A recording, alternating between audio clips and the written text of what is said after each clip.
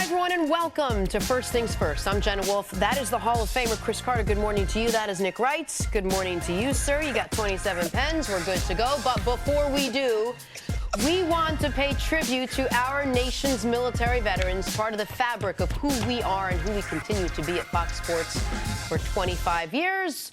Over the course of the morning, we'll have a group of active and retired servicemen and women here with us in studio, mainly to side with me when things get out of hand between these two. Welcome, you guys in the studio. We appreciate it. Great to have you here. Let's dive in, as we said. We'll start with a little Thursday night football to kick off the morning. Panthers at Steelers, but it was really just Steelers at Steelers. Pittsburgh had everything working last night en route to a 52-21 win. Big Ben threw for over 300 yards, 5 touchdowns. The only downside in a great win, James Conner had to leave with a possible concussion. But the Steelers beaten up big time on the Panthers. Here's Big Ben after last night's game. It's a good feeling to play a good football team. I mean, we know they're a really good football team, and they came out and drove down the field and scored, and we're like, all right, we're going to, this is what we expected. We got to put up a lot of points, and, we did that. And the defense, they were playing like their hair was on fire. And so it was a lot of fun for all parties involved. We were fortunate. The ball was rolling downhill tonight. You'd like to think you're that good, but you're probably not. I tell you what, it sure enough was a humbling piece of pie. But not only that, it was a learning experience for a lot of guys.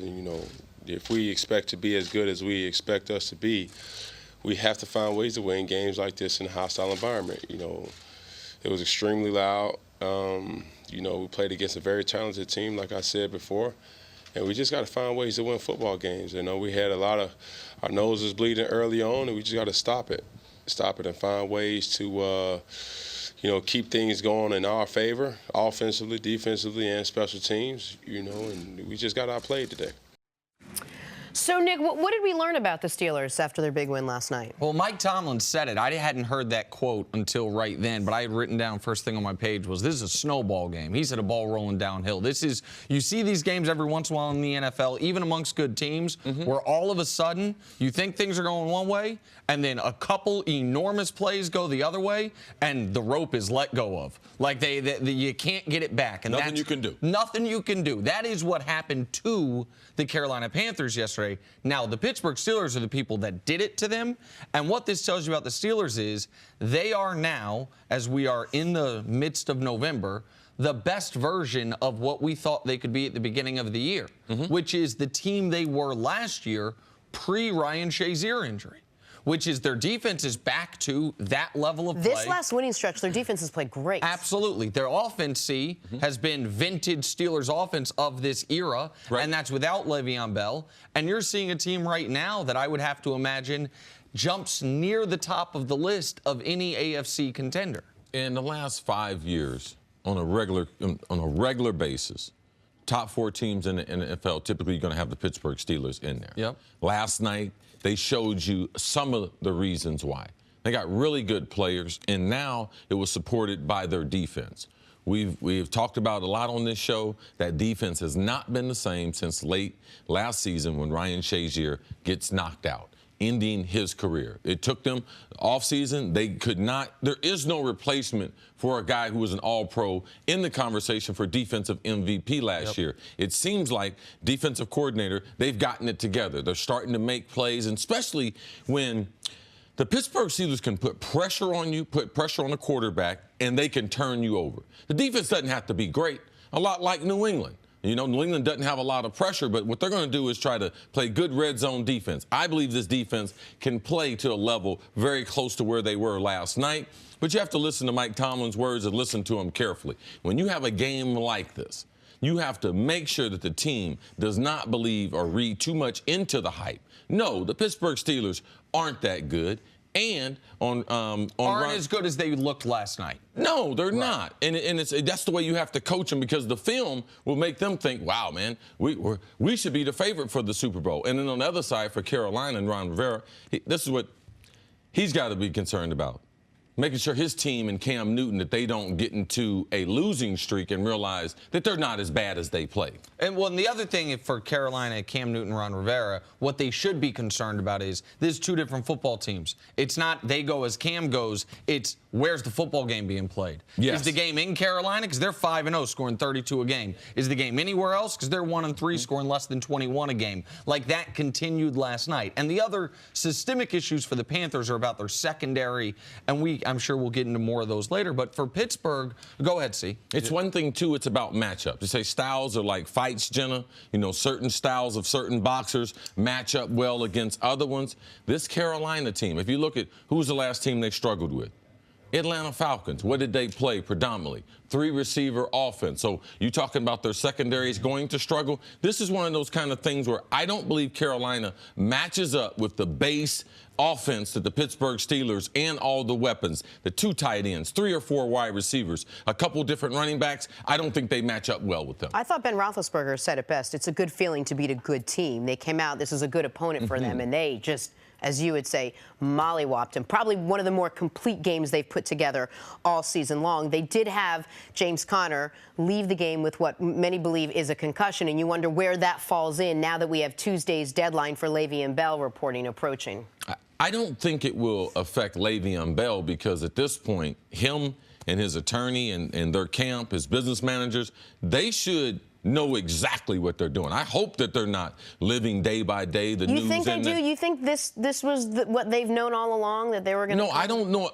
I'm certain they didn't know all along what they were going to whatever do. happened in last night's game should not have. They should have known before kickoff last night what they're doing on Tuesday. Yeah, it's not as if they have some extra leverage over the Pittsburgh Steelers. Now, I do believe whatever they were going to decide to do, and I hate to tell you, Jenna keep asking me, what's he going to do, Chris? What's he going to do, see? What's he going to do? And I said, Jenna, I don't know.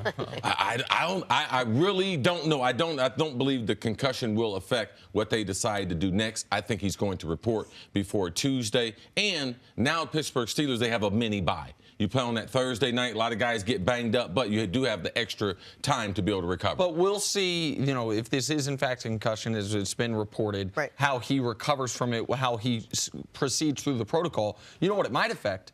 How warmly and quickly he's received by his teammates, he being Le'Veon Bell, because all of a sudden you go from Le'Veon Bell, how much do we really need him, to, we're on a roll. A huge part of that has been a very effective running game. We might actually need him. Now, I know we don't expect Le'Veon to step in and make an instant impact the level James Conner has, but the Conner injury was the only negative from this entire game for Pittsburgh. Like, this was a critical game for them because, yes, they had been going well, but this was the best team they had played in this stretch over this month of football.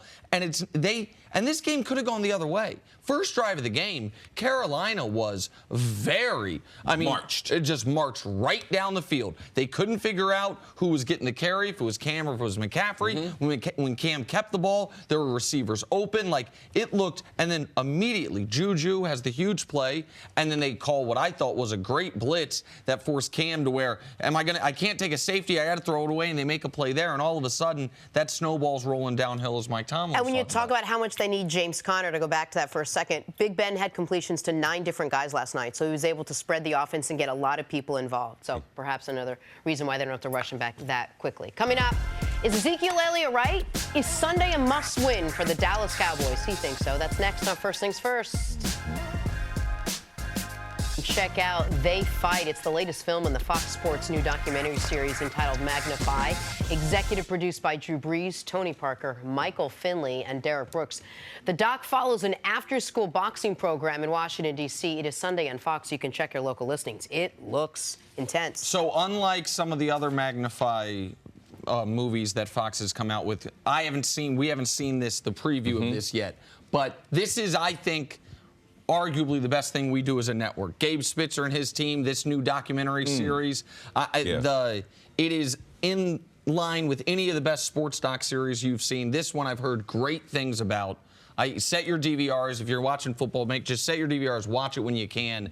It's going to be great. I haven't seen this one, but it looks awesome. Yeah, a lot like Jenna, I'm a huge fan of boxing, the technique, the overall what it takes to be boxers. You see where they were underwater? He was training them how to hold their breath, and the guy was still working on his jabs. It's amazing. We're into it. And all of these stories have a very human side. It's a sports story with a very human side. So I'm very excited to watch this one. It's called They Fight. It is on Sunday on Fox. Again, check your local listings. We look forward to it. All right, we're going to get to the Dallas Cowboys in just a second. But first, check out an amazing touchdown grab by Alex Bachman of Wake Forest. All right, see. Okay, Alex. I like it, too. Now, Alex, I need you, before you jump, I need you to put your hands a little bit lower because they're going to call that. Also, Alex, because the defender has on black jersey. How about you wear some black gloves? I need you to wear some black gloves, bro. Everything else, excelente. Put your hands down a little bit, get him on his waist so they won't call that. Put you some black gloves on. Back, and the shoulder, black face. gloves are for? So they blend in with the jersey. So, gotcha. they don't So the referee, they don't know. I'm trying to give them a little advantage. That's what it's about. Now I know for when I play.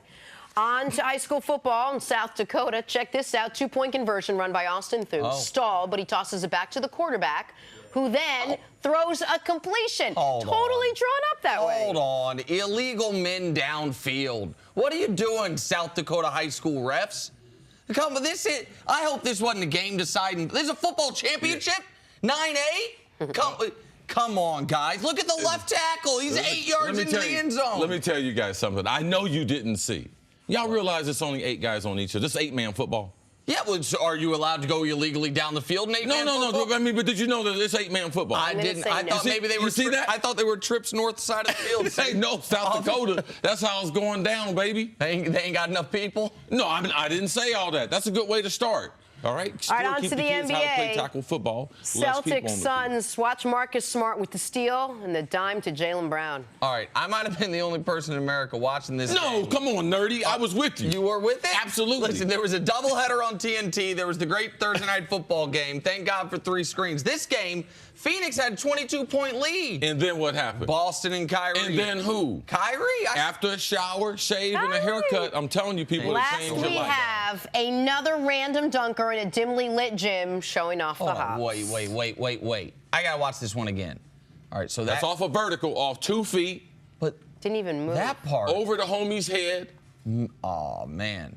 That's NBA, that's why we need to have an open category. I don't care if you've been to no college, no NBA experience. Open category, slam dunk champion against the 5 best in the NBA. One category NBA winner matched up against the world's best dunkers. Look at that right there. I'm just going to go call Adam Silver because I can't anymore. It's a great suggestion every day.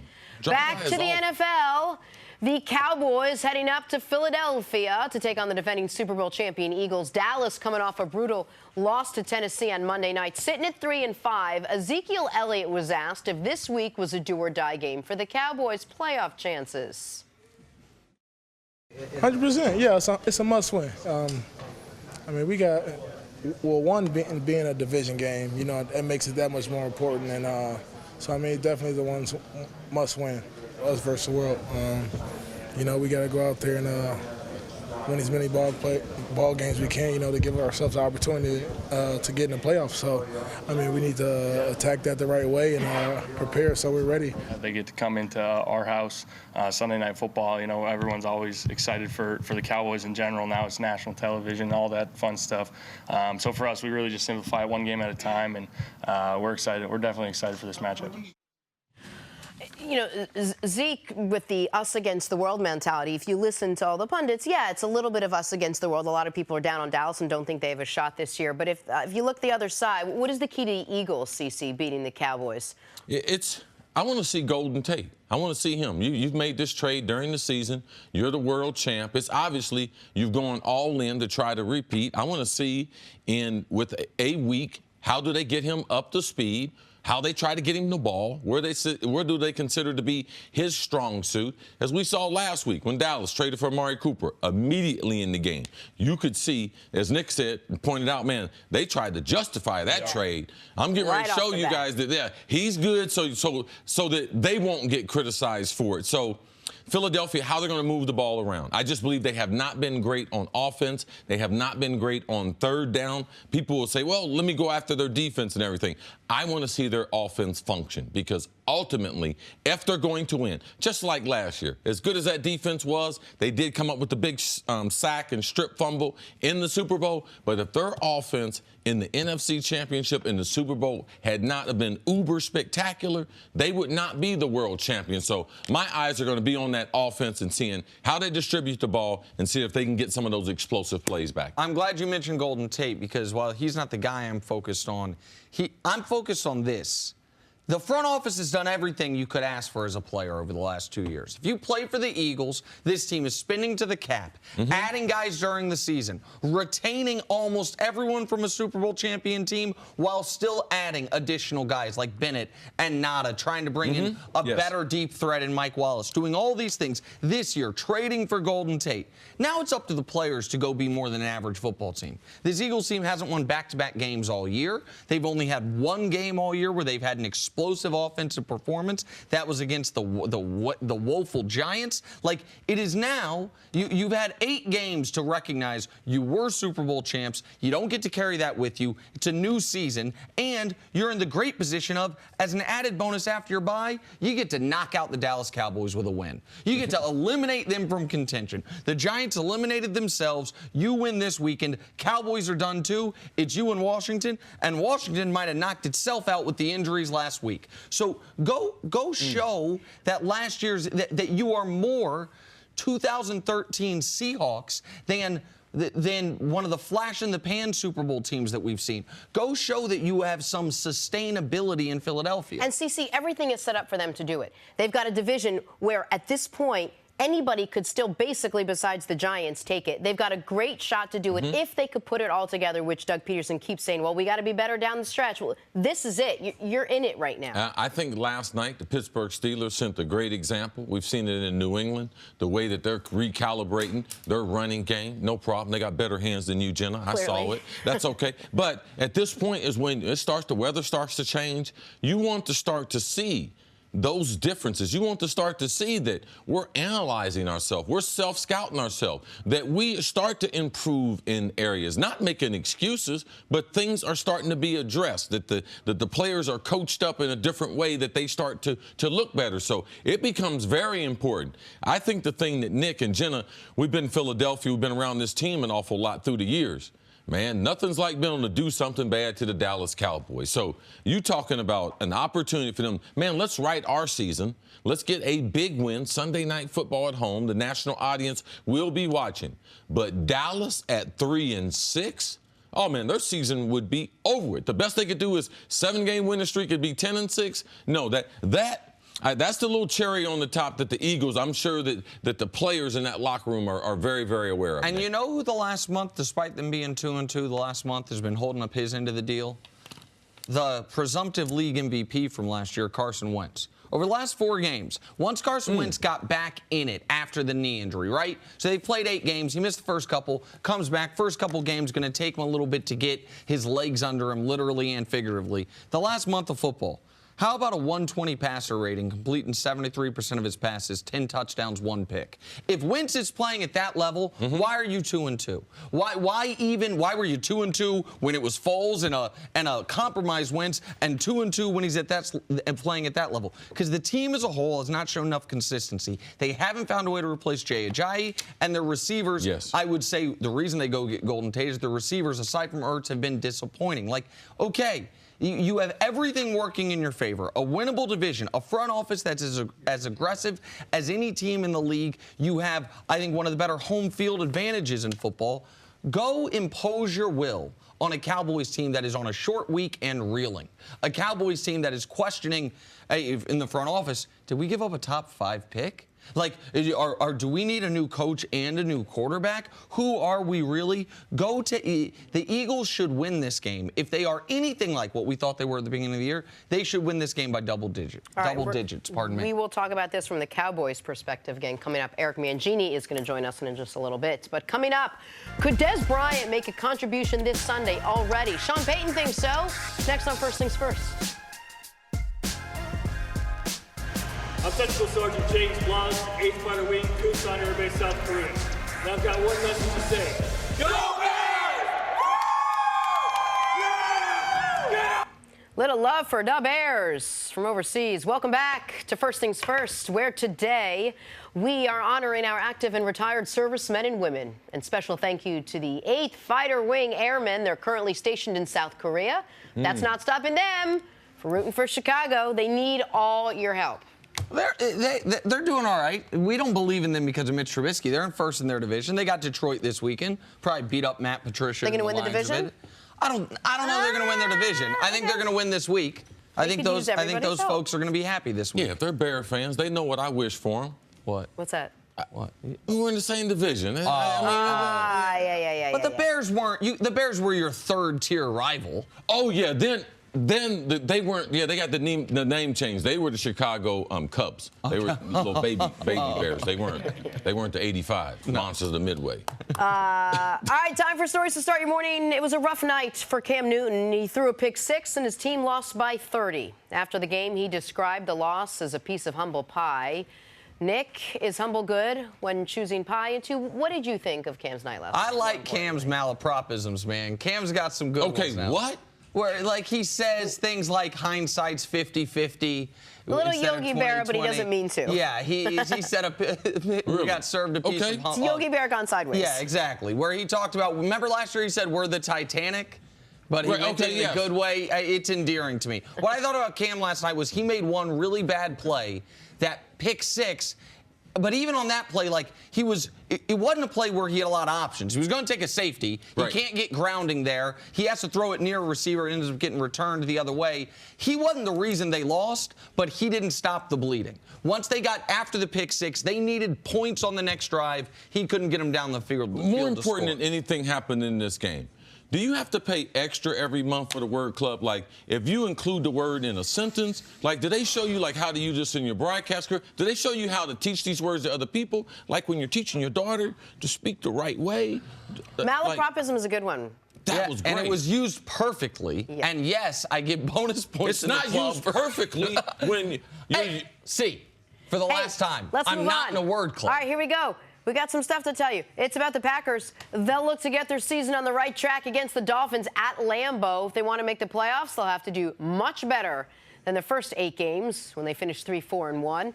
See, you expect the Packers to turn this around this weekend? Absolutely. Yeah? Absolutely. You can believe that right now it's go time for them. The month of November, they can't afford any more time in their season. It's just hard to believe that the best player in the NFL would struggle year in and year out. So, yes, Dolphins, they don't travel too well, and that temperature happens to be around freezing or below. It's going to be a little chilly in Green Bay this week, around 35 degrees. I did a little parlor game with the staff earlier this week where I tried to, from memory, say every team in the NFL's record. Let's see if I could do it through 9 games, whatever it was.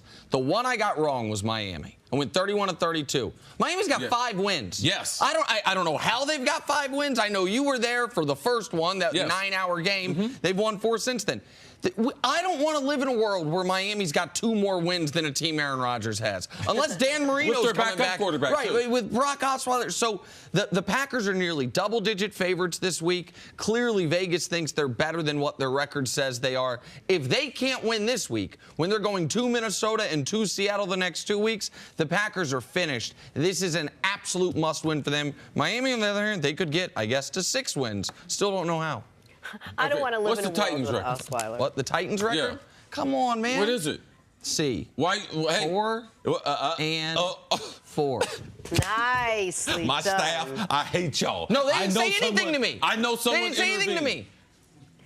Finally, the Bucs blew the doors off the Warriors, 134-111. Even worse for Golden State, Steph Curry suffered a strain to his left abductor. He'll have an MRI this week. Warriors also without Draymond Green last night.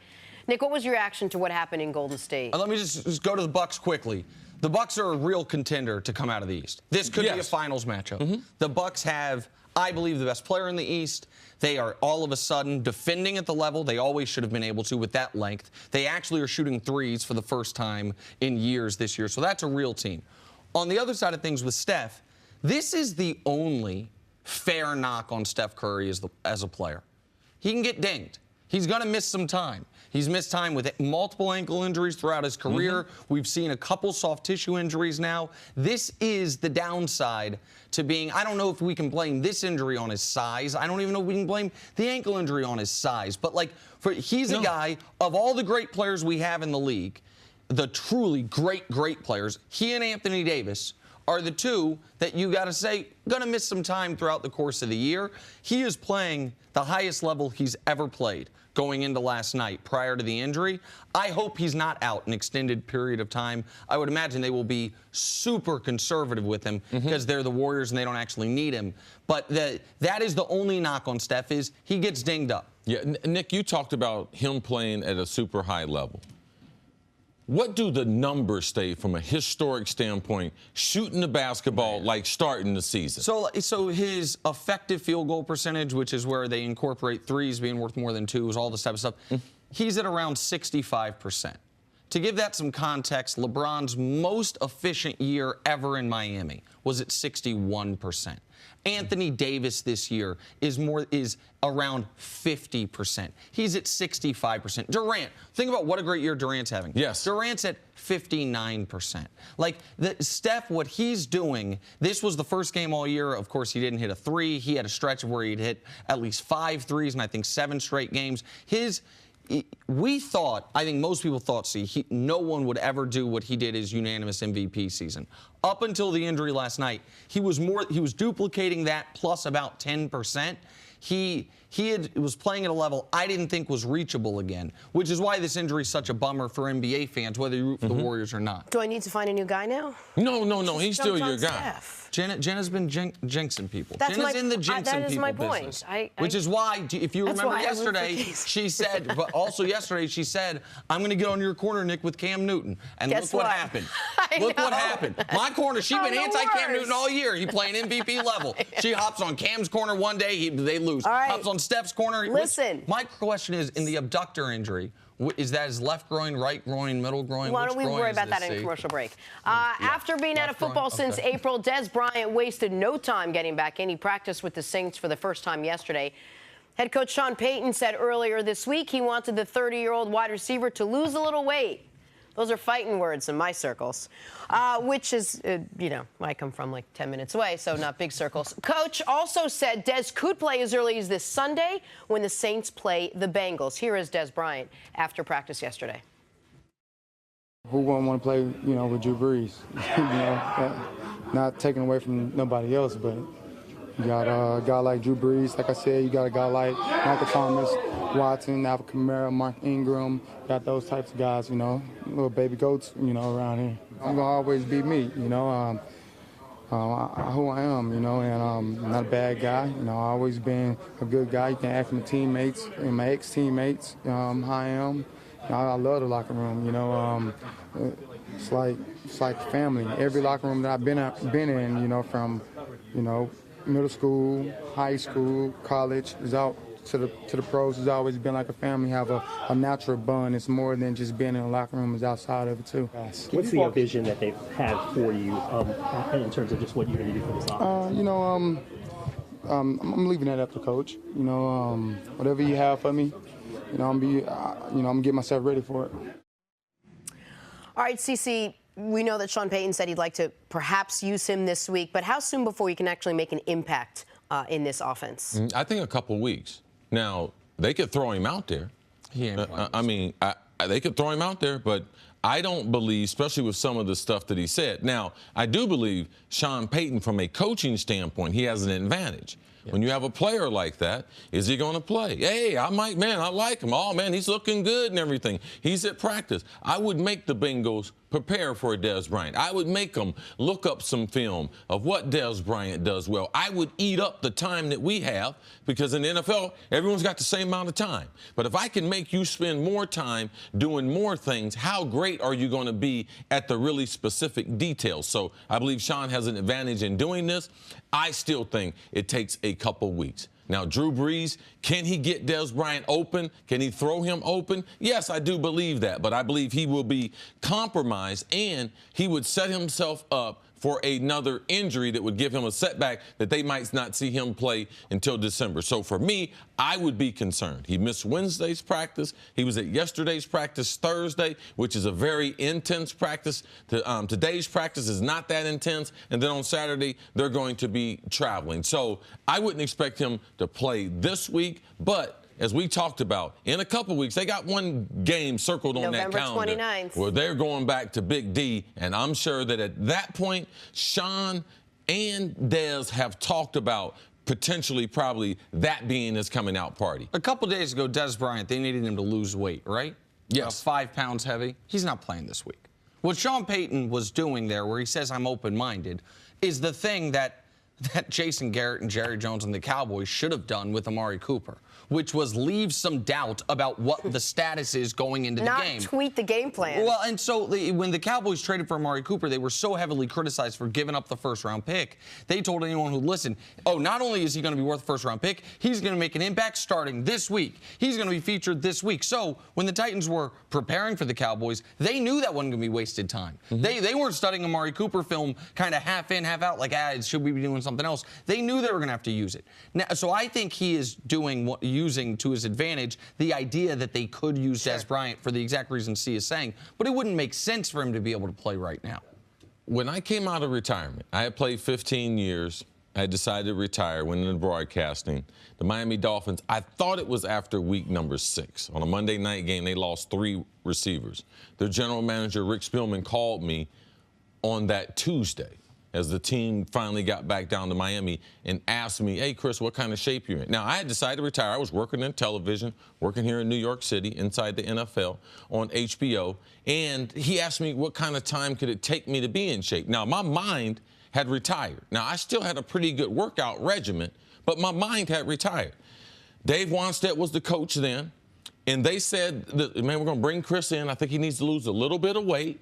But, you know, I believe that, man, we might be able to see it. It's promising. We went to practice. Pat Surtain and Sam Madison were playing man-to-man. Man, I had one of those kind of days immediately after practice. Dave Wanstead said, listen, we're going to get you ready. You're going to be starting. You're going to play. Now, I was 37 at that time, 36, soon to be 37. Dez is 30. Dez's mind and body had not retired. So if he was able to play before that and play a limited role, yes, I could see it happening with Sean Payton. Norv Turner was the offensive coordinator then. So Norv came up with a little package and got me ready like after a bye week, which is still 1 week longer than Dez has. But I'm just saying, at that age, at 36, Dez is 30. Can it be done? Yes, it can be done, especially you have to have an offensive-minded coach like Sean Payton to be able to take care of it. Listen, that's an awesome story. Here's why I don't know how much of it applies in this situation. By the end of your time in Minnesota, you were teaching the offense to people. By the end of your time in Minnesota, you were, when the quarterback didn't know what the play was or couldn't spit it out, you were spitting out for him. You were, by the middle of your time in Minnesota, or halfway through it, you were all-pro wide receiver, doubling as wide receiver coach mentor for Randy Moss, teaching him how to play your position. Dez is none of those things. That's not a knock on him. It's a compliment to you more so because what you were doing was above and beyond. So I say that to say this. I do not, even if he's football ready, even if his body's ready, is his mind ready? Is he able to do things that aren't going to slow down the Saints' operation? Are they don't necessarily always play. That's a good question. They don't always play at a super fast pace, but they like to be able to. And so things like that to me are, now could they potentially, if they're going to activate him, have him just for jump balls in the end zone? Right? If we get to the 5-yard line, have him go on the far side of the field, something he's always been very good at. Like that, I don't think you could screw up. So, yeah, potentially. But I don't see a scenario where he plays this week. So to piggyback off what you're saying, which was what I was going to ask, and you guys make a great point with this, I was going to say, well, what can a guy like Michael Thomas learn from Dez Bryant, who's been in the league? You know, we know about Michael Thomas, phenomenal work ethic. He's in tremendous shape. Doesn't need to do anything else at this point, and then you have a veteran like Dez Bryant come in. Could he serve that role in some capacity this weekend? You have to realize Michael Thomas, he's had one of those kind of, I wouldn't say a charmed life, but he's been around sports because his uncle's Keyshawn Johnson, who happened to play wide receiver. So Mike he's been traveling around with football players. He's got relationships with other guys.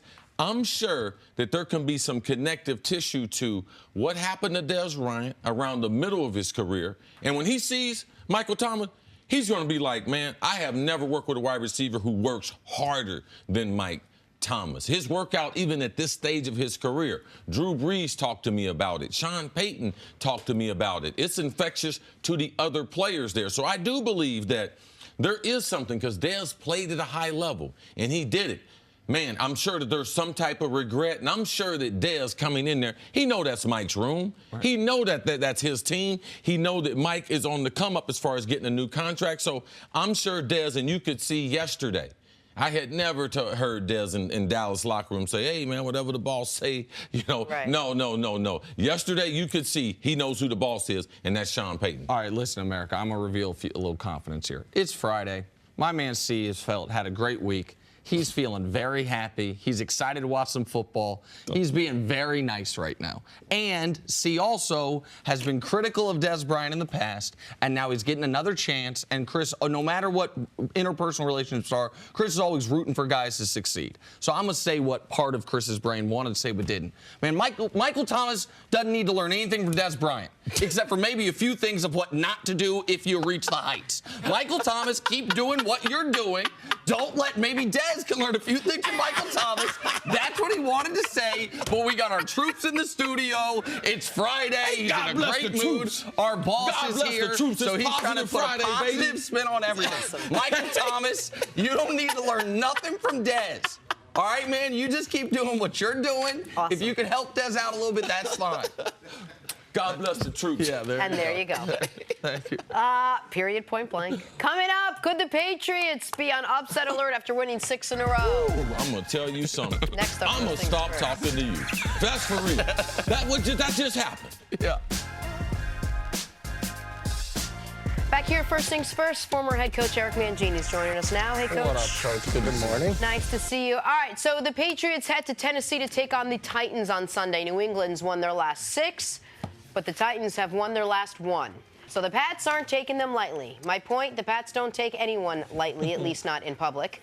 Bill Belichick referred to the Titans as a really good, well-balanced football team. All right, Coach, so what's the key to avoiding the upset here against Tennessee if you're the Patriots? You could really look back at the last 18 years, and you're not going to find one press conference where Bill Belichick doesn't say nice things about the opponent. So we'll just take a step back there. I'd say the difficult thing, the first time that you play the Patriots as a head coach, when you're familiar with that system, and they've got Mike and they've also got Dean Pease, the former defensive coordinator, is trying to really get your guys to understand what it takes to beat them. And there's a lot of things that you can take advantage of from inside knowledge, and there's things that you need to avoid from the same perspective, but it doesn't translate right away. But the starting point is going to have to be long, sustained drives. They got to keep Tom Brady off the field. That's the first thing that they have to do. And then the second thing is they've got to make Marcus Mariota be effective as a runner, because New England's going to take away that aspect.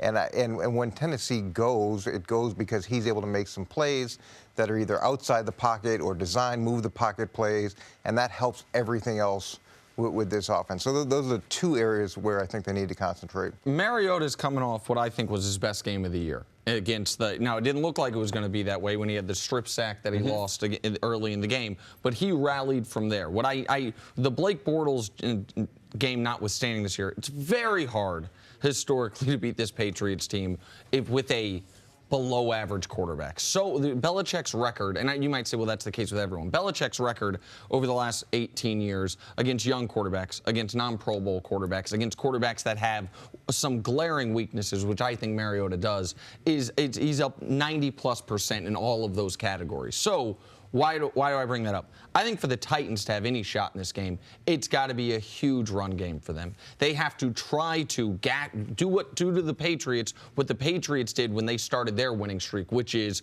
crush people with the run game and use the threat of the pass as a complement to it. Because I don't think you can take Marcus Mariota and the weapons the Titans have on the outside and use that to your advantage in this football game. I know the Titans are going to struggle with whatever scheme the Patriots cook up offensively, whatever whatever the Patriots see in the film room as this is what we're going to exploit as the Titans' weakness. So I think on the other side of the ball, the clearest path for Tennessee is to rush the ball consistently right at New England with the Henry-Lewis combo and see if that allows long possessions where Mariota doesn't have to do much until you get to the red zone, which is the one area of the field in his career he's been excellent.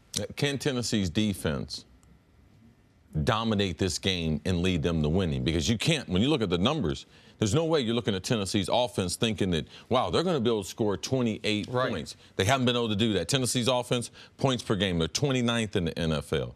Points per drive, they're 24th. Yards per drive, they're 30th.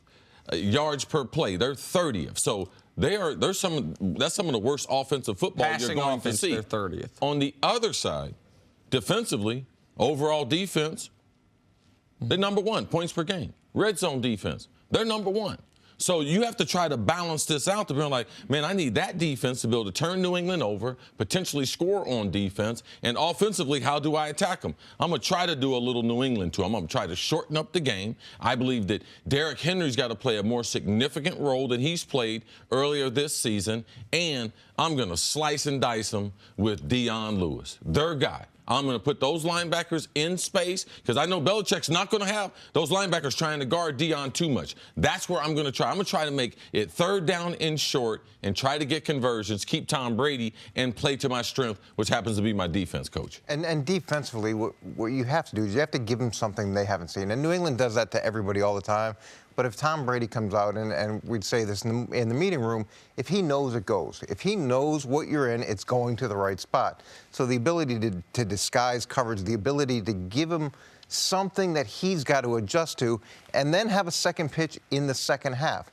Because once they go in and talk about it, they usually come out and light up whoever they're playing. You need to be able to do something else that's a little bit different in the second half. And Mike knows that. Dean knows that. And it gets back to my original point. Can you convey the importance of that to the players? Can they really understand it that this first time that they're facing him with this coaching staff? Mariota as a runner, the run-pass option, the more of that you can keep pushing, forcing them to deal with him as a true runner, that to me will open up things in the passing game and help them have a chance. Nick, how much of these two teams just changed since that divisional playoff game last year? How much are the game plans going into this one? How much? Well, I mean, the Titans changed head coach. So, like, that's the most significant change. And typically we don't see that. Right. If you got to the divisional round of the playoffs, you won a playoff game, a huge comeback against who? Oh, the Kansas City Chiefs. Last year, who was the quarterback in that game, Coach? So so that's the biggest change. The Titans personnel is more consistent this year to last year than the Patriots is. At least who the Patriots are going to be trotting out this game. Last year in that game, obviously, they didn't have Julian Edelman. They'll have him here. They did have Gronk. They won't have, or they probably won't have him here. Like so the Patriots to me have had more turnover of personnel, but the Patriots also are the most consistent team in football as far as what their schemes are. They kept their offensive coordinator. Now, they did lose Matt Patricia, but are you seeing anything from the Patriots defensively this year that's different under new coordinator than last year? Because I'm not. Like, it seems like that's Belichick's defense. Am I wrong? Well, when you say consistent, the thing that is consistent is they're not going to be consistent. They're going to, every week it's changed because you're going to play Tennessee a lot differently than you play the team that you faced the week before. But they're all changes like within the family. Within the framework of what they're doing. Yeah. Now there's some things that have been mixed in that are different. And anytime you add a new personality as a play caller, tendencies tend to change when you blitz. Right. Matt Patricia blitzed a little bit more than they're blitzing now. So there's some smaller things that go to the human being that's actually calling the plays. Yeah, one thing from a personnel standpoint, I should think that people should watch is, let's not forget the subplot of Malcolm Butler. Didn't play in the Super Bowl, was dressed. Belichick benched him. Now, I'm going to tell you a lot. Belichick knows a lot more about football. And because Malcolm Butler played so bad in those two previous games, on paper, he would justify his benching. Now, Tennessee, man, they went out and paid Malcolm Butler a lot of money. They thought he was going to be a tremendous add. He has not been. He's played bad football. His confidence is gone. He got beat up last Monday night by Amari Cooper, and you can believe Tom Brady sent a message when he was benched. Oh, Malk, he's one of my buddies and everything. They're coming after him. I believe it's going to be a very emotional game for him going back to New England. But they're going to target him, and they're going to target him often. So Tennessee, please give him some help in that game. I can't believe Belichick was right. And look, it's buyer beware with any players that the Patriots let go or want to trade you. Like there's probably a good reason why it happened, and you see it every year. If someone goes and they pay someone that's no longer there a ton of money, and it's not quite what they hoped it to be. You mentioned they might go pick on Malcolm Butler. Is that something that is just? Is that unsaid? Is that something that is part of the game plan? Is there any? Because Belichick, while he knows what was said around the Super Bowl, he heard all the questions he had to answer for 6 months, even though he wouldn't answer them, about benching Malcolm Butler. Belichick is like it should be in America, man. He does not discriminate. He don't care who you are, where you are, what your name is, where you are from. What do the numbers say? And Malcolm Butler's been a huge deficit to their defense. So we just, I happen to know some of the intel about him also. Yeah, and they won't go out of their way to try to force a ball on Malcolm Butler to justify getting rid of Malcolm Butler. But there'll be certain weaknesses that they understand he has, and they'll wait, and when the time comes, they'll set him up, and that's when they'll go. He had a really rough game a couple weeks ago. He's in a rough stretch right now. All right, Coach, stick around. Got to take a break. Coming up, are the Steelers looking like the favorites in the AFC? That's next on First Things First. I'm Command Sergeant Major Rodney Plamondon here in Kandahar, Afghanistan with the 40th Infantry Division, California Army National Guard. I want to give a big shout out to the Oakland Raiders and Raider Nation for life. All right, the Raiders definitely need his love. Maybe not Chicago didn't before, but the Raiders could use a little overseas love. Well, they might be able to use his arm. I like that throw motion he had there. They're quarterback tryouts this offseason. Yeah, we need to get some troop to fill in for them. They need to go to Oakland and find them. All right? Back here, First Things First with Coach Mangini. Today we are honoring our active retired servicemen and women, and a special thanks to the 4th Infantry Division, California Army National Guard, currently stationed in Afghanistan. Nod to you guys. All right, back to last night's game, Panthers at Steelers. But let's face it, this was really just Steelers at Steelers. Pittsburgh had everything working last night. En route to a 52-21 win, Ben Roethlisberger threw for over 300 yards, 5 touchdowns. James Conner, their heralded running back this season, had to leave with a possible concussion late in the game. But here is Big Ben after last night's win. It's a good feeling to play a good football team. I mean, we know they're a really good football team, and they came out and drove down the field and scored, and we're like, all right, we're going to, this is what we expected. We got to put up a lot of points, and, we did that. And the defense, they were playing like their hair was on fire, and so it was a lot of fun for all parties involved. We were fortunate. The ball was rolling downhill tonight. You'd like to think you're that good, but you're probably not. All right, Coach, so the Steelers have now won 5 in a row last night, probably the best, most complete game of this 5-game win streak. What did you learn about the Steelers, judging from this win over the Panthers? Well, to me, it was more just confirmation about what we talked about early in the season, where the sky was falling, just like we talked about with New England. This team, as long as they have Ben Roethlisberger and the complementary weapons, have a chance to do that to anybody any given week. And I've been in that position when I was with San Francisco, and it goes downhill in Pittsburgh, and the floodgates open, and nothing seems to work. What I was most impressed with is the way that he spread the ball around. So many different people got involved. 9. So it doesn't matter who you're trying to take away. Someone else is hurting you, and he does a nice job of involving everybody who's on the field. And then it gets to the point where defensively you're going to the sideline saying, well, what do we want to take away that next drive? And you're trying to deal with a problem that you just had, or a problem you had the drive before, and you come out and he creates another problem. And then you add all the things that he can do with his feet to extend plays. Look, these guys can hang 40 or 50 on anybody any given week. And coming into the season, there was going to be a lot of questions. We knew on the defense, but on the offense, people didn't say much, but Todd Haley had left as offensive coordinator. How was their offense going to run? How were they going to change it? Were they going to change the terminology, or are they going to make the new offensive coordinator just teach all the old stuff? And just as I thought, they made him teach the old stuff that they were doing. But as you can see, week number 8, 9, he's starting to add some little wrinkles, because last night there was a few plays I was like, I didn't know who was going to get the ball. And the way they influenced the defense on certain misdirections, making you think the ball was going somewhere else. As far as motion, they did a bunch of little creative things. So I think their offensive staff really needs to get a lot of credit. When you have a great quarterback like Ben, he's going to be able to distribute the ball, which really helped the offensive coordinator. So for me, that's what I thought was one of the really, really bright spots going into last night. Number one for Cam Newton, though, that first turnover. 7-7. They score on one play, Pittsburgh. You cannot make that play early in a big game on the road like that. You can't try to force to get rid. Take the safety. So what? You give them 2 points. You punt it off to them, a safe kick, and so what? The score is 9-7. It is not the amount of momentum that defense creates with a pick six. So that Cam Newton trying to throw this ball to Greg Olsen, he should have taken the safety there. That was a bad decision by a good player. And I know later in the show we're going to talk about this with Coach from the Panthers' perspective specifically, so I'm going to wait on the Cam commentary for then. But on the Steelers, to me, this last night's game and this streak and the last few years have been a confirmation about how they do business, and that they are very similar. Not quite the exact same, but very similar to Green Bay as far as their free agency philosophy. Not a whole lot of guys on Pittsburgh that weren't drafted by Pittsburgh. They just draft so damn well, man. You look up and down the roster, James Conner, one of their guys, they drafted, they saw the value, they developed. Juju, drafted, saw value, developed. Antonio Brown wasn't some blue chipper coming out of college.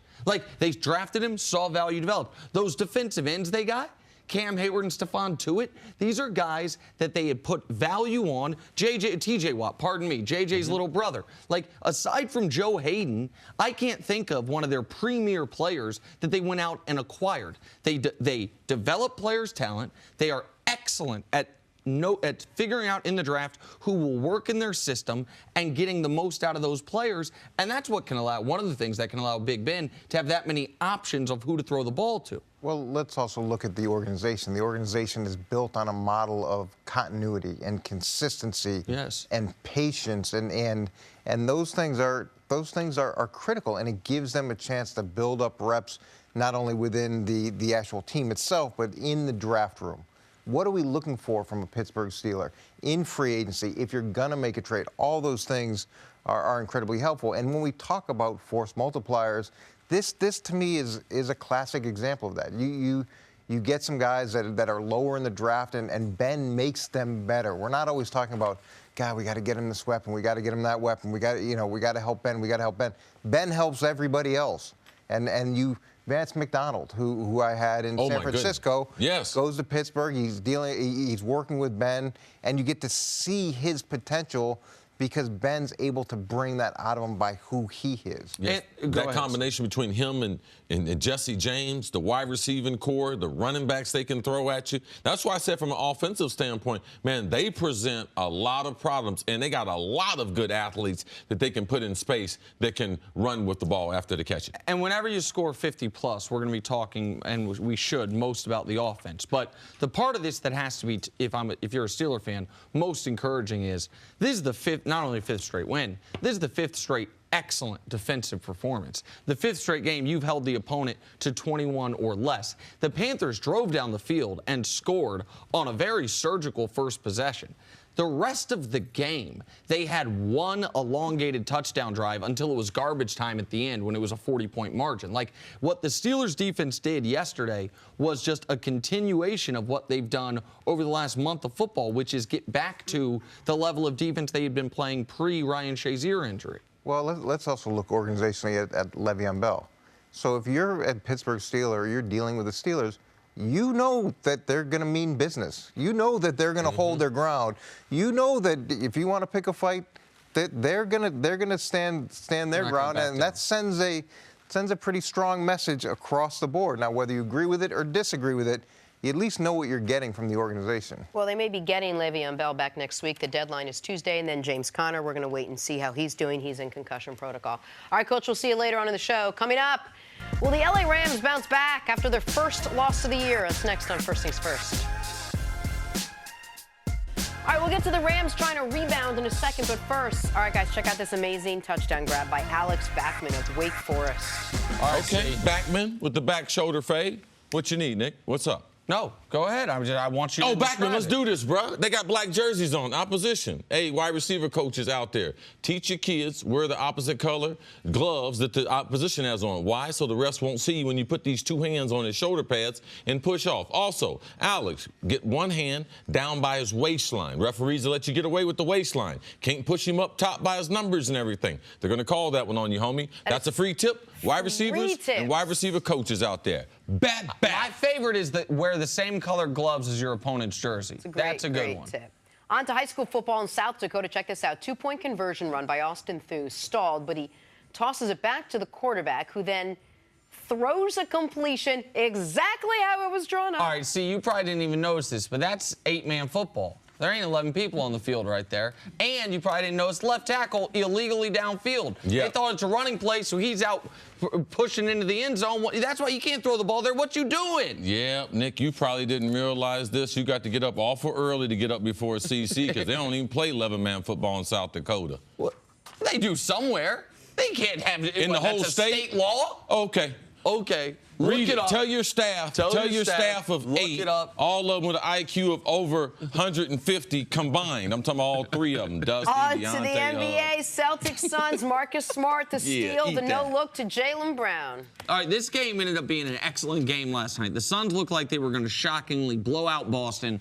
Boston then comes surging back based on the strength of CeCe's guy, Kyrie Irving. They win in overtime. This is a very nice pass and play by Smart and Brown, though. Kyrie's a new player after the haircut, a shower, and a clean I had shave. to deal with Chris Mannix texting me last night. Mannix, I'm going to block your number, bro. You wasn't texting me early in the year. Oh, we got another random dunker in a dimly lit gym from an interesting perspective. Look at that. Now, that's a vertical leap right there. He goes off 2 feet, over his homie, and then dunks. The extension, man. It's a bold play, right? Yeah, he had to because with vertical, he jumps off of 2 feet.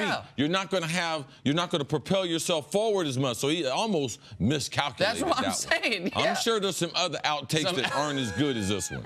I'm sure there's some other one too. Homeboy's cornrows is getting grazed. Yeah. All right, let's talk Rams. The last remaining undefeated team is undefeated no longer after losing to the Saints last weekend. Rams look to get back on track facing the Seahawks Sunday, even though they took their first L. Head coach Sean McVay believes his team's ready to bounce back.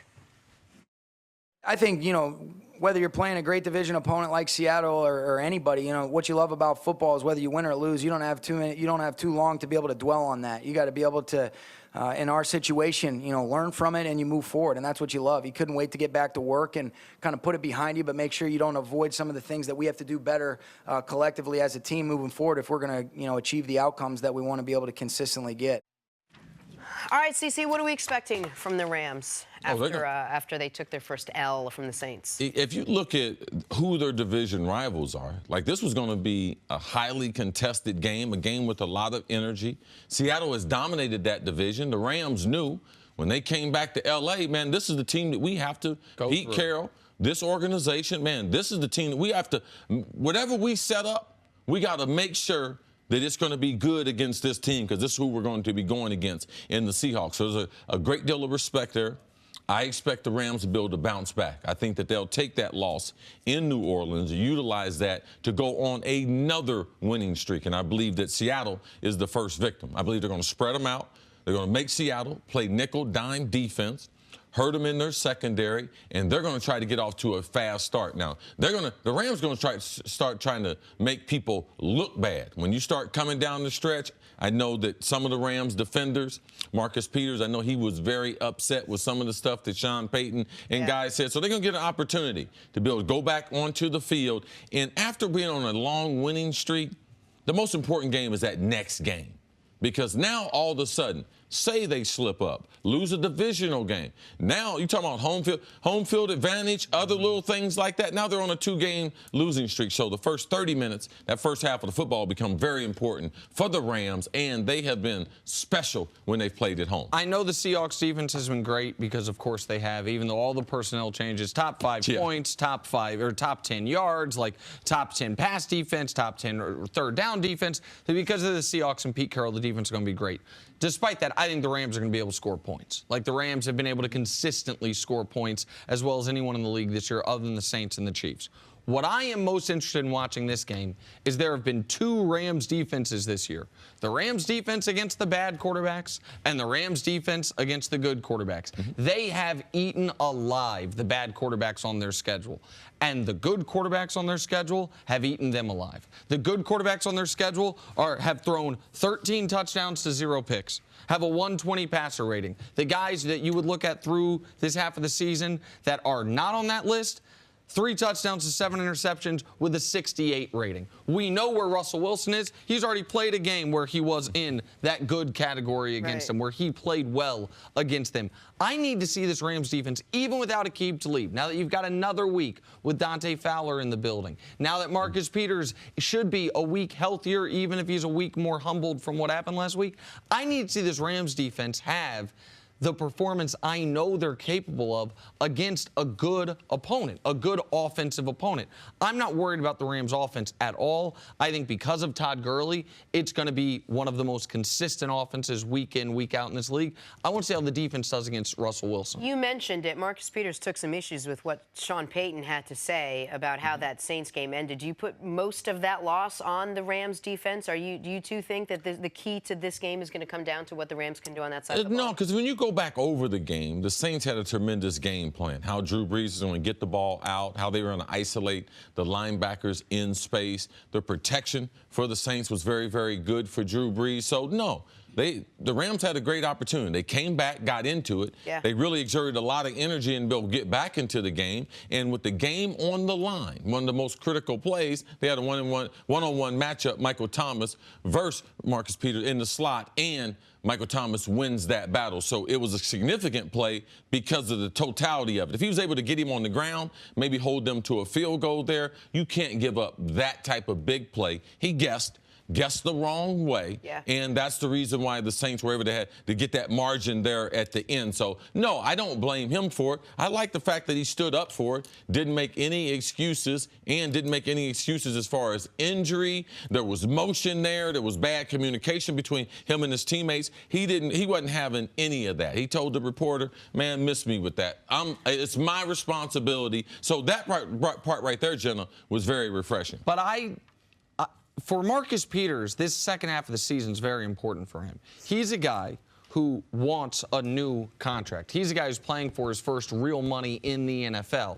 He's also a guy that, because of the way he exited Kansas City, because of some of the outward, what people would call political statements he's made, and because he is a boom or bust player, he will make a lot of huge plays. He's still, since he came into the league, is top 3 in the NFL in turnovers forced, but he gives up big plays. For any of those reasons, there are certain teams that are already, I don't know if he'd be on our free agent list. Like, for him, it's very important that the second half of this season, he reminds people the player that was an all-pro in Kansas City. Because thus far, even prior to last week's game in Los Angeles this year, he hasn't been playing at that level. Now, there hadn't been a game where he got annihilated like this past week, but he hadn't been playing like one of their big off-season acquisitions that they thought he was. Yeah, I still think he's an elite player, and I believe he's going to get paid handsomely in free agency. I believe there's more teams out there who would take that personality and disposition. Outwardly, they say that, but at the end of the day, man, it's about getting some horses. All right, got to take a break. Coming up, former All-Pro wide receiver Herman Moore joins us. And let's mention horses. Next on First Things First. As America collectively pauses on Veterans Day to honor those who have served our country, Fox Sports pays tribute to those U.S. service members with special editions of Fox NFL Kickoff and Fox NFL Sunday live from Fort Benning in Georgia before an audience of hundreds of active soldiers and veterans. Back here on First Things First, you know, before there was Megatron, there was Herman Moore. Moore was the dominant wide receiver force. I had to take out some of the Vikings highlights. There was too many of them in there, bro. For the Detroit Lions for years. I love the Vikings. In case you don't remember, he caught 670 passes for over 9,000 yards while making 3 All-Pro teams in his 12 seasons in the NFL. And lucky us, he joins our show. Hello, Herman. Good to see you, it's good to see you. Thank you. Great to see you. Thanks, bro. It's always good to see you. Yeah, always. Long time no see. One of the most underrated receivers, played in an era where probably more great receivers, more Hall of Famers. A lot of Hall of Famers. 5 Hall of Famers during his era. Which is what makes the 3-time All-Pro all the more impressive, because All-Pro is different than Pro Bowl. Very select spots. It means you were who you were beating out in that era. And it's also, when you look at my resume, the gap. Yeah, I it's know. the reason why. 1 year, Michael's in there. Next year, Herman grabbed one. Andre Rison grabbed one. Michael, hey, brother, wasn't many pros. You can try to set the bar high. Right. Oh, there's no the bar was high. Because Jerry's just got one column himself, and so you guys are all for about a decade jostling for the other. And we have some commonality. I think that both of us felt like we're very, very underrated. We played each other a lot. We had some of our ex-teammates play on each other's teams. So Herman and I have been knowing each other for a long time. Glad to be able to bring you here to New York, man, to be able to talk a little football. I appreciate it. Yeah, I'm looking forward to spending a little time and talking to you guys about all this good stuff. All right, let's start with some Dez Bryant, another wide receiver in the news. After being out of football since April, Dez wasted no time getting back in it. Practiced with the Saints for the first time yesterday. His new head coach, Sean Payton, said Dez could play as early as this Sunday against the Bengals. All right, Herman, what do you expect to see from Dez Bryant with the Saints? Will he play? If he does, how much? And most importantly, how much of an impact could he have on this team? You know, he can have an impact. The biggest thing when you're coming in and you're making a transition from one team to another is to come in and understand how to get your footing under you. If you come in and you're thinking, okay, I'm going to take off where I left off with my other team, you're just not going to have that kind of glue. You know, you got to come in and figure out, okay, how do I fill in the gaps? Because they're bringing you in for a reason. And if you think that all of a sudden you got to win over teammates, you got to win over the fans, you now can't go in with the attitude that I have to be at the level I was when I was leaving another team and try and make everybody a naysayer, you know. But Dez is a good guy. I think he's going to bring a fire. And you look at that 2 and 3 spot, he's going to fill in a gap. Okay, so that gap right there, let's go third down. So if he was to make an initial impact, we know Sean Payton, very, very creative. We know Kamara coming out of the backfield. We know they got Ingram. We know Michael Thomas they're trying to throw to. But third down and red zone, I would think, or places you think that you would get Dez involved immediately. Oh, absolutely, because you're getting matchup problems. That's what it is, a league of matchups. If you get Dez going up against a nickelback or going up against a guy that is not that starter, I mean, you got to account for him. He's going to also open it up for a lot of other guys. So Dez is going to be value if he's out there on the field, period. How hard is it to learn a new system? I understand you played basically the entirety of your career with the Detroit Lions, so I'm not necessarily from your personal experience, but they did change their coordinator a few times because they had one of the most prolific offenses, 3 receivers. 3 receivers, 1 back, and then they switched to a couple different offenses when the head coach got fired. So maybe you can pull from that. Because for Dez, he's going from having only played for Jason Garrett, having played with multiple quarterbacks, so obviously only played with the Cowboys, to not only going to, I think, a complex system in New Orleans, but a team that it's not like they're bringing him in because they've had all these injuries or their offense can't crack 20 points. They are functioning at a very high level. What's the margin, the learning curve for Dez Bryant in something like that? The learning curve is going to be how does he get to full speed? You know, when you're playing and you have to think, you're coming into a new system, that people don't understand that's a tough task in itself. I remember when I went to actually my last year, I was in New York and I played under Sean Payton as the offensive coordinator under Jim Fossil. And I was when I got there, I was trying to figure out how do I get my wheels going and get back to that full speed. And I felt I was always a step behind.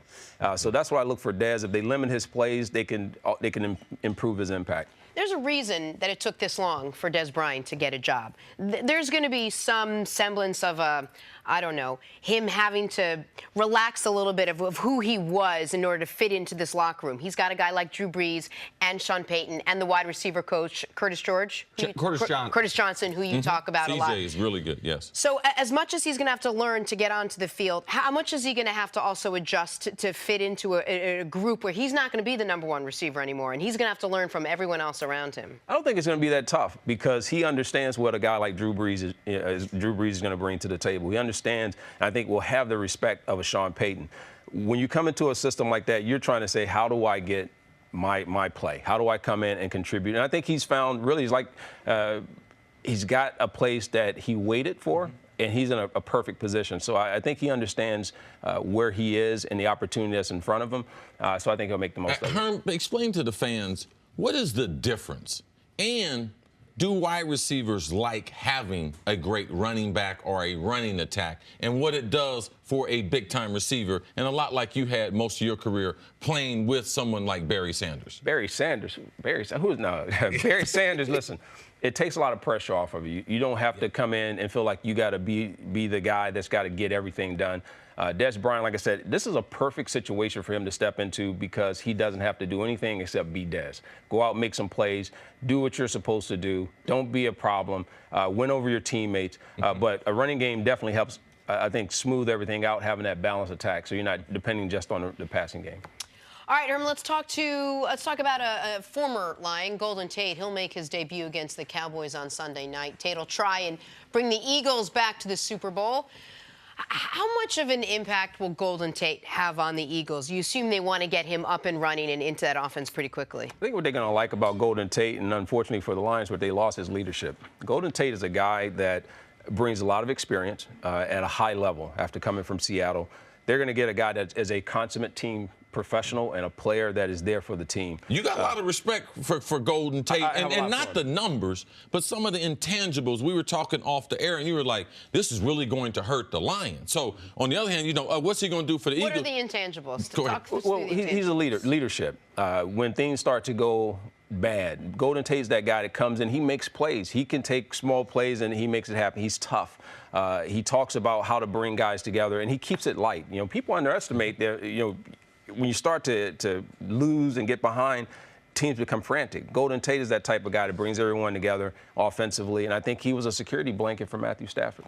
Is that transferable instantly, not only to a new team, but a new team that's the defending Super Bowl champs? It's one thing to be he was arguably the best offensive player on the Lions other than Matt Stafford, maybe even including Matt Stafford. He'd been there for a few years at this point. Is that transferable, see? I think when you have a respectable locker room like they do, there's a certain amount of knowledge that you have of other guys. Now, Golden Tate, it's genuine. He's a light guy. He's a funny guy. And the way he plays, he's not a diva receiver. He's not going to be a guy coming in asking for a bunch of demands and everything. So I think veteran players, they already know what his reputation is. And I believe that what they're going to be telling them, and veteran players, they say, man, be yourself. So more they tell him that, then that's when he can actually be himself, and you'll start to see his leadership and some of the affection of his personality come out. Yeah, absolutely, and you hit the nail right on the head. He's going to say the right things in public, and he's going to say the right thing in the locker room.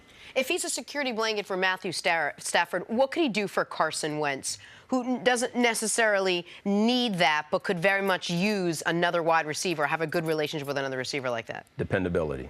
It's a guy that when I'm looking for you, I need you to be there, you're going to be there. Golden Tate was a guy, he could be absent for 3 quarters, but fourth quarter comes along, some guys haven't gotten the ball for 3 quarters. Not Golden Tate. He's still in the game mentally, and that's what he's going to bring. The numbers say he's one of the best third down receivers in the league. That's what I think the reliability and dependability you're talking about is about. But they also say he's one of the best yards after catch receivers in the league. King. Yeah, and that is what the Eagles' offense is missing because that's what they were so good at last year.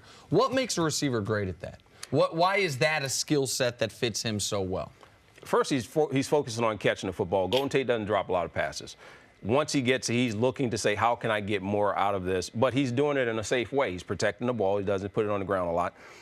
But that just shows that his effort. And you look for that, and that's how he gets a lot of his touchdowns. If you look at it, it's not a guy that gets tackled. He gets out, he breaks that, he's short, third down by 3 yards. All of a sudden, he gets a first down. Typically, you see the guys who are like this, people like Pierre Garçon, people like Anquan Bolden. Typically, they have a little more running background in their history. And Golden Tate, that's what he has. Herman and I, we've been wide receivers, either or quarterbacks. We weren't running backs because we don't have the type of vision that those guys have. We're used to having our back to the defense, posting guys up, either that or cutting people apart running routes. Golden Tate, with that background as a running back, you can see that the party starts as soon as he gets the ball. He has a lower center of gravity. He's built totally different than big angular guys, a lot like ourselves. So it makes him have better vision. He's lower to the ground. So that elusiveness right there, I believe that what makes him special running with the yards after the catch. So let's take a broader look then at the Eagles as a whole. They're in a good division where they could actually do something right now. How do you think he helps this team, and where do you think this team goes now? They have a big game against the Cowboys coming up. That's always a big game. With Golden Tate, it's just another tool. He's another guy that's going to give them that step that they need to get further down the line, down in the East. When you look at the Redskins, you look at the Cowboys, I mean, it's a tough division. But with Golden Tate, as you can add players at this point, and this is the championship side of it. These are teams that are getting ready and geared up for the playoffs. Golden Tate provides some stability that perhaps they're going to need going down the stretch here. All right, tell us a little bit about Football Week in Michigan. Football Week in Michigan, last year I had an opportunity to tour the state. It's all about football. It's 9 days where we go and we stop and we support our communities in Michigan, where we stop at food banks. We're going to be this week, we're going to end up going and talk to the veterans on Sunday, spend some time watching a football game. So it's a great week if you love football. We do high school, we do college, and then we end with pro. Nice. Awesome. And then, Herman, you're working with Quick Lane to help support veterans. It's an appropriate day for us here in the studio, but tell us a little bit about that. Well, Quick Lane, that's a wonderful thing. The Quick Lane Bowl, that is Quick Lane Tire and Auto Center. This is their 5th year doing it. It's held in Michigan. Great bowl game is the ACC versus the Big Ten. And there's a program they have called Trading One Uniform for Another. And it's a $10,000 scholarship that's awarded to veterans, and we've opened it up this year to first responders towards an automotive maintenance and repair certification. It's awesome, and we're looking forward to it. And if you want to learn more about it, you can go to qltrading1.com to see what's going on there. But it's a tremendous program for our men and women of military that are coming in making a transition, or now our first responders that are making that transition. And they can nominate themselves, unlike we could do in the Pro Bowl. They get to nominate themselves, and they could do that. So, and this is something that Herman's not just now starting to do things like this. All throughout his career, he's always made an impact where he played. He's always done a great job there in Michigan. I used to have some football camps. He used to come down, visit the kids for me and everything. So you're talking about a guy that's been not only good on the field, but he's been great for the NFL brand throughout his life. Thanks for visiting with us. Thanks for showing up here in New York. I'm sure the veterans out there around really appreciate your service, too. I appreciate it. Thank you very much for having me. All right, we're going to take a break. Much more first thing first right after this. 3-time All-Pro. That's it. Nick, how many times I make All-Pro? What? Come on, man. How many, Nick? 5-time All-Pro. Man, Nick, I couldn't get in there. Michael Irvin, Jerry, man, Herm, they stealing stuff. Stealing it from me. Greetings from Bagram, Afghanistan. My name is Warren Officer Warren Clark. And I'm Major Jeremy Duncan. I want to give a shout out to all the Saints players. I hope y'all have a great season. Who dat? And I want to give a shout out to the big Who Dat Nation out there. Who dat? Who dat? Who that said gonna beat them Saints? Yeah, that is a little team passion. That's the best NFL chant. That's better than Fly, Eagles, Fly. It's better than that skull clap y'all doofuses do in Minnesota. That's the best chant. Okay. That's the best. I didn't know you rated the chants. Yeah. Look, I got lists. You want to know top 3 NFL? Yeah, you want his Mount Rushmore Number 1, list? Fly, Eagles, Fly. Okay. Number 2, no, I'm sorry. Number 1, I misspoke. Number 1, Who Dat? Yeah. Number 2, Fly, Eagles, Fly. Okay. Number 32, that skull nonsense. Okay, absolutely, no problem. You know you're goofy when you make all these lists. You know you're just stuck on goofy. But you it ain't like it's the gonna chance change. is the Browns chant a boo? Is that? I can't even get a laugh. You're just gonna stand there. And no, that was bad. What? Okay. Yeah, smartest guy on TV. Okay, I didn't say it was the funniest guy. It was a night to forget for quarterback Cam Newton. Coach Mangini back with us, except that Cam probably hasn't forgotten yet. Just happened. He threw a pick 6, was sacked 5 times, and his team lost by 31 points. Other than that, nothing crazy. Here's Cam on his disappointing performance. I tell you what, it sure enough was a humbling piece of pie. But not only that, it was a learning experience for a lot of guys. And, you know, if we expect to be as good as we expect us to be, we have to find ways to win games like this in a hostile environment. You know, it was extremely loud. You know, we played against a very talented team, like I said before, and we just got to find ways to win football games. You know, we had a lot of our noses bleeding early on, and we just got to stop it and find ways to, you know, keep things going in our favor, offensively, defensively, and special teams. You know, and we just got outplayed today. It happens like this sometimes, and you know, we're okay with it. What I'm not okay is, you know, just not learning from this. You know, and the guys in that locker room seem to, you know, have a grasp on, you know, what's at stake. You know, we know what we're capable of, being a deep contender playoff team, and we just got to find ways. Piece of humble pie right there. The king of what, Nick? Well, malapropisms. Malapropisms. He has some famous ones. He said they were the Titanic last year, but he meant it in a good way. He said hindsight was 50-50 instead of 20-20. I like it. It's charming. Coach, how concerning was this loss last night by the Panthers? Well, my youngest son is a Panthers fan, and he got the jersey and everything, right? He's all in. He's all in. So he's got to get the next level. Next level of Cam fandom is the pajamas. That's what Nick has. he's not rocking the pajamas yet. I thought Nick had Kansas City pajamas. Oh my God, these guys! Can we talk about the football game? Jokes on jokes. So when I was talking to him last night, I said, look, whether you lose by 50 or you lose by 1, the loss counts the same. It's a Thursday night game. It's not like they had a week to prepare, so you got to take that into account as well. So I don't look. It was bad, but there's been a lot of people that have gone into Heinz Field and had it steamroll like that, had it happen like that. So from a big picture perspective, it's one loss. It's a bad loss. And Cam's point about taking something positive away from this, that's the only thing you can do when you go and you get beat like that. And when you listen to the Steelers defense talk, their philosophy on handling Carolina, I think, is something that other people should match. They weren't going to let Cam be a runner. They were not going to let Cam be a runner, and they were going to hit him every time they could. So you saw that first drive where everybody was going after Cam, and they were allowing Christian McCaffrey big chunks of yard. But that was part of the program. They were establishing, if you want to run, we are going to hit you. And we are concentrating on that. And once they did that, Cam stopped being a runner. And it had the effect that they ultimately were looking for. And that's the thing with Carolina. If you can take them not out of their running game, but how they want to run it. Because no team has as many runners with over 300 yards rushing. They're rushing the ball from a lot of different ways. Reverses. They got wide receivers touching it. So how they've gotten to where they're doing it is totally different. I like the game plan that they did have. I didn't like the fact that Cam was not protective of that football early. With that game tied 7-7, it can go either way. We don't know what they're going to do. We've had one drive. We drove straight down. They had a one-play drive. So now I get the ball back. I am not expecting a veteran quarterback to make that play early in the game, especially on the road. If this game was in the playoffs, do you play it any different? Yes, of course you do. So why don't you appropriate that safety you would take in a playoff game, a game in November against one of the better teams? That's how he should have been thinking about taking care of the football early, safety. And that's what led to the snowball effect of the game getting out of control. So this one I want you to explain to me, because while I'm a fan of Cam's, I've been critical of his really bad plays, and I think he's had far worse plays he got away with this year than this one when I'm watching it live, because in my mind, a safety is about the worst thing you can do on a football field, because it's not only 2 points for the opposition, but they get the ball typically in good field position. No, one of the worst things you can do is throw a pick six or a fumble for a touchdown. Agreed. Especially after they just scored on a 75-yard touchdown.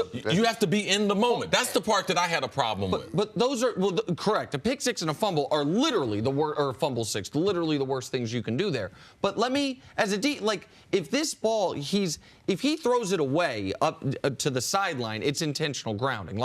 He is in so that what? moment. That's a safety too. Do that. That was a better decision than the one he made. If it's just picked there, if it's picked and not returned, do you feel the same way? It was a dumb decision. You don't throw a pick backed up. It's not Cam's fault for the interception, but when Watt has you out leveraged and he contacts you, man, Watt is a big dude. All right? Bad things are going to happen. Just eat it. It's not Cam's fault he's there, but what you do in that decision The coaches are relying on you. Okay, Norv said, I'm in a bad spot. I didn't have the right play called, Cam. I'm dependent on you to stop the house from burning down. No, Cam didn't. Cam threw another bucket of gas. Go ahead and burn down. So now the route was on after that pick. And Cam talks about learning from the loss. And one of the things that you're constantly trying to teach young quarterbacks is to not make a bad situation worse. And that's exactly what he did. He took a really bad situation, which is this safety, and he turned it into a touchdown after the momentum had already changed from the long pass, and now you get the crowd back involved. So a veteran quarterback, okay, look, I've got the safety. It's not great. It's not what I wanted, but you don't. And from a football teaching standpoint, a safety is not a bad play. Kicking the ball off to them, especially in real time, being down by 2 points. I mean, we got 3.5 quarters to go. We're down by 2 points. Early in the game in Pittsburgh, that's no hill for us to climb. Which is why, to me, while I'm watching it in real time before I've talked to you guys, the most disappointing part of the game to me on the Cam and Carolina offense perspective wasn't that play. It was the 3 plays right after that. Because you go up 7-0, you drive systematically down the field. You then give up a huge play to Juju, and then immediately that happens. 3 touchdowns scored in 30 seconds of game time. That next drive is critical. That next drive, you have to find a way to get points. You have to find a way to at least flip field position. They went 3 plays, 1 yard, punt the ball away immediately. And that was, to me, the drive that really set the game up for Pittsburgh to be blowing them out. This is what we talked about yesterday. When you talk about why Cam Newton isn't in the conversations with some of the other, and I know you're probably going to get upset here with some of the other quarterbacks, it's the inconsistency. And we got away from it for a couple of weeks. But do you find, Coach, hold on. The reason you're saying I'm going to get upset is because we got to be accurate.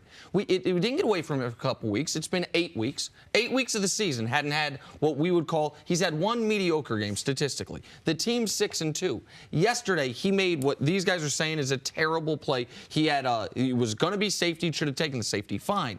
But there isn't a quarterback in football. This year, other than Drew Brees, is there a quarterback in football that we can't point to either at least 1 mediocre game or at least a few really bad decisions? What's his reputation? What's Cam Newton's reputation? Right, but this inconsistent. is inconsistent going into this year, and it sort of reared its ugly head a little bit this year.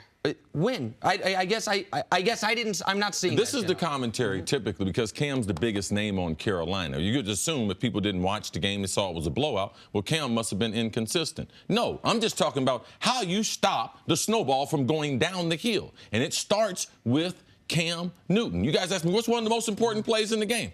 Cam Newton allowing their defense that hadn't been creating a whole bunch of turnovers to score defensively, and also educating sports fans to realize a safety is not a bad play in football in real time. We're tied. We're not going to lose the game with the safety. But if you allow it, man, if I allow that snowball, it's going to become an avalanche. Those are plays, and when you're not aware of it, is Cam going to learn? Yeah, they got a lot of players, young players. They're secondary, they're corners. We hope that they learn from playing in that environment. But is their leader, Cam Newton? Yes, he has been inconsistent throughout his career. This is his all-time high as far as completion percentage. So I'm not going all the way back to saying he's inconsistent. I'm just reporting the news for what it is, all right? Cam Newton could have had an effect on that game early on. He didn't. So I'm criticizing him with the rest of them, all right? So that's the way it is. If you want to be able to take the credit, then also when the thing starts going the other way, you got to take the heat.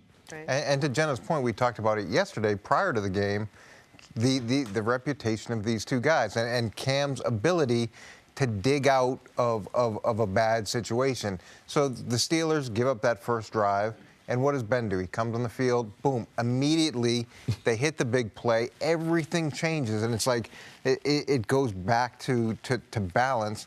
And then Cam has a chance to do that same thing, to come out and do the same thing for his group. And what happens, you have the decision that he makes. Now, is it fair to say that his whole season has been inconsistent? No, but when you look at a track record of a guy, you give one guy the benefit of the doubt because of his history, and The other guy is unfortunately judged by his history as well. Absolutely, but the point that I'm making is, and I don't think I've ever said that I think Cam Newton's better than Big Ben. I think Big Ben is one of the 5 best quarterbacks we have in football and has been for a decade. But what I knew was going to happen throughout all day on television today is Cam, a guy who is kind of actually, up until this week, flown under the radar this year. Not been talked about a lot. Not been one of the big stories of the season.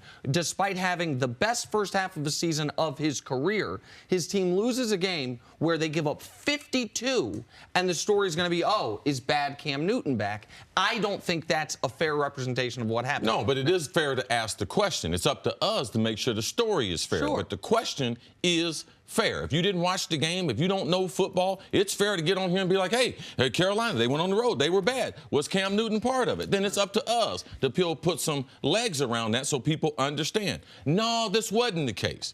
They ran into a buzzsaw in Pittsburgh. And it's up to Cam Newton to change the narrative. So he's done a good job through these 8 games. Now he's hit this roadblock. How does he respond? And we know how he's historically responded. Let's see how he responds now. Next week and the next few. All right, Coach, stick around. Got to take a break. Coming up is Sunday, a must-win for the Dallas Cowboys. Zeke seems to think so. That's next. This is First Things First. For military men and women, the desire to serve is in their core. Yet when they come home, too often their potential remains untapped. We're building a movement of veterans and volunteers, joining forces to transform our neighborhoods. We go beyond community service. We're a catalytic force driving lasting impact across the country. We are. The mission continues. To serve alongside us or donate, visit missioncontinues.org. Fox Sports is proud to partner with the Mission Continues, a nonprofit organization deploying military veterans to build stronger communities across the nation by improving schools, revitalizing parks, and fostering neighborhood development. Visit www.missioncontinues.org to learn more. That's Great awesome. Stuff. Really One of our great stuff. friends in the audience today is with Mission Continues. It's a really, really cool organization, really cool thing we do. I'm excited. Yeah, they got some hot takes, too. Oh, yeah. All our friends in the audience. They watch some shows in football. All right, back to the NFL now. The Couple of the Cowboys. points are a little better than yours, Nick, but I'll get you after the show. Easily. Boys and boys. Cowboys are heading to Philadelphia to take on the defending Super Bowl champs. Dallas coming off a brutal loss to Tennessee Monday night. They're sitting at 3-5. Ezekiel Elliott was asked if this week was a do-or-die game for the Cowboys' playoff chances. 100%. Yeah, it's a must-win. I mean, we got, well, one being a division game, you know, it makes it that much more important. And so, I mean, definitely the ones must win, us versus the world. You know, we got to go out there and win as many ball games we can, you know, to give ourselves the opportunity to get in the playoffs. So, I mean, we need to attack that the right way and prepare so we're ready. They get to come into our house Sunday Night Football. You know, everyone's always excited for the Cowboys in general. Now it's national television, all that fun stuff. So for us, we really just simplify it one game at a time, and we're excited. We're definitely excited for this matchup. All right, Coach, so the Dallas Cowboys have 4 division games left. So they could make a move. The question is, with the personnel that they have, could they actually make any real moves within the NFC East when you look at this game coming up? I always struggle when a guy says it's a must-win early in the season or even 8 games in the season. So what happens if you lose?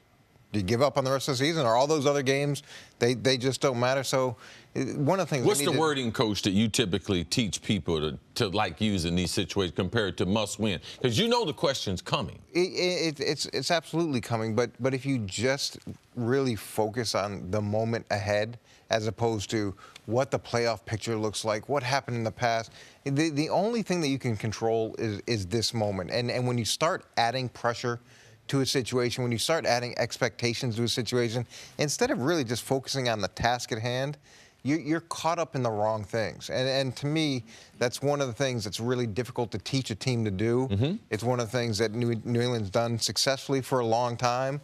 I'm not saying it's easy, but when you add all this pressure to a situation that's already pressured up, guys don't necessarily perform their best or focus on the best things. One thing Coach Mangini's talking about, too, is it's the focus week in and week out on them getting better. Yeah. The question for Zeke should have been, the response should have been, well, we need to improve our running game. We need to improve our pass protection. We got to be better on third down. And that's what Coach is alluding to. It's still, don't get away from what it takes to win.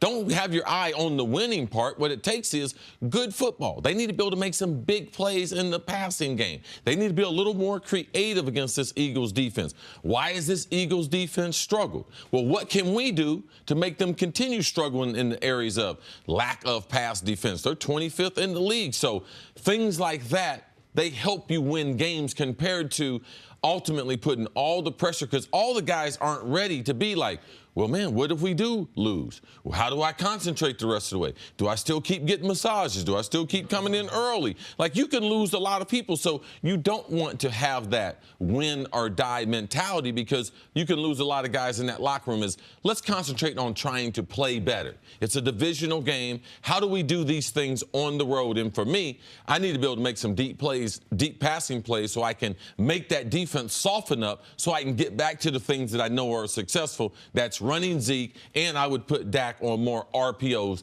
than any other time in his career. They do need to win this game, but if they don't do those things, winning is not going to be the end result for them. Okay, Nick, break it down. What do you think is the key to this matchup, Eagles and Cowboys? Oh, listen, if the Eagles don't win this game, they got the same record as Dallas. We're already firing Dallas's coach and thinking about getting rid of their quarterback. And the Eagles, defending champs, if they don't beat the Cowboys, they both sitting there at 4-5. The Eagles. So I understand Dallas saying must win, and you don't want them saying that. I get why the Cowboys feel that way. For Philly, okay. It took you half a season. You fought your way through it. Win, loss, win, loss. You haven't had back-to-back wins all year. You've only had one explosive offensive game all year. The key to the Philadelphia Eagles, in my mind, in this football game is to, even though I know it's a new season from last year, you got a lot of the same personnel. You have upgrades at some of the spots you were supposed to be best at. Look like we know you can look. Your quarterback the last month's been doing his part. Show Carson Wentz the last month after missed the first couple games, and then last month of football on the right. That's his almost MVP season on the left. 10 touchdowns, 1 pick, a 120 passer rating, 8.5 yards per pass, 73% completions. He's been excellent. So why haven't the Eagles been the team they were last year? Situationally, they haven't been as good. As a team, they haven't been as good on third down. As a team, they haven't been as good in the red zone. Their defense has not been the dominant force as far as getting to the opposing team's quarterback. The secondary that we thought was playing over its skis last year, we've been proven right to a degree this year. Up and down their personnel, up and down the players. But it's the same. But the one thing that none of the Eagles players can use as an excuse is the team's not giving them all the support in the world. Howie Roseman, for the second straight year, goes out and says, I will give up one of these precious draft picks to add a player to our team that can help us right now. They went out and they spend right up to the cap. They're not carrying over money year over year. Like, the Eagles are doing everything they can to be the Seahawks. And by that I mean win a Super Bowl, come back right next year and be right there in it. Like, but the players are playing like it was a one-year thing. The players are playing like they're the 2010 Ravens, or there was the 2012 Ravens. The Ravens team with Flacco that won the Super Bowl most recently, where haven't been back to the playoffs since. Like, that's what the players are playing like. It's hard. I told you, after you win a Super Bowl, it's hard. It's no longer, you're not the underdog. You're not wearing the mask. It's not you. All the things that they use to propel themselves. Yeah, and now everybody gets up to play you. And week after week after week, you have to perform at a level that was not only as good as the previous year, but it was better than the previous year. Everybody studied you. Everybody has looked at your strengths, your weaknesses. So it's a different formula. Now, they're in a pretty good position. Yes. They are in a good position. This division is not out of hand. This division is not one that they can't win. They just pick up Golden Tate.